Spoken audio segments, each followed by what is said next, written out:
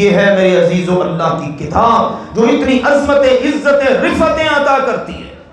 یہ دنیا کی عزتیں کوئی حیثیت نہیں، چند روزہ ہیں۔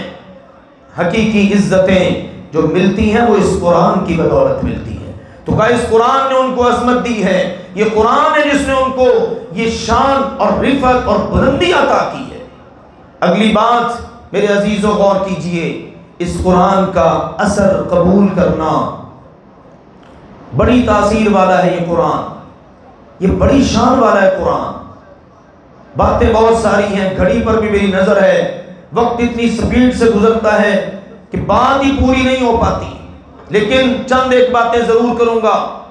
عبداللہ بن مسعود رضی اللہ عنہ کہتے ہیں اللہ کے نبی صلی اللہ علیہ وسلم ایک دن مجھ سے کہنے لگے عبداللہ قرآن سناؤ۔ میں نے کہا جی قرآن میں سناؤں؟ آپ پر اترتا ہے، آپ کو پڑھنا جچتا ہے، کیا بات ہے آپ کے پڑھنے کی؟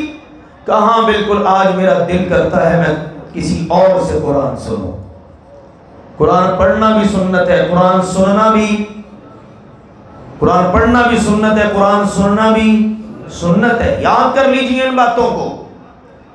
اللہ کے نبی صلی اللہ علیہ وسلم جب رمضان آتا نا تو آپ علیہ الصلوۃ والسلام یعرض القرآن علی جبریل، جبریل آ جاتے مدینہ منورہ کی سرزمین پر مسجد نبوی میں، اور فرشتوں کا سردار اور سارے جہانوں کا سردار آپس میں قرآن کا دور کرتے۔ کیا خوبصورت ماحول ہوگا۔ آج بھی ماشاءاللہ حفاظ کرام قرآن کرام دور کرتے ہیں، ایک دوسرے کو سناتے ہیں۔ یہ ہمارے پیارے نبی کی سنت ہے، یہ ہمارے پیارے نبی کی بتائی ہوئی خوبصورت ادائیں ہیں۔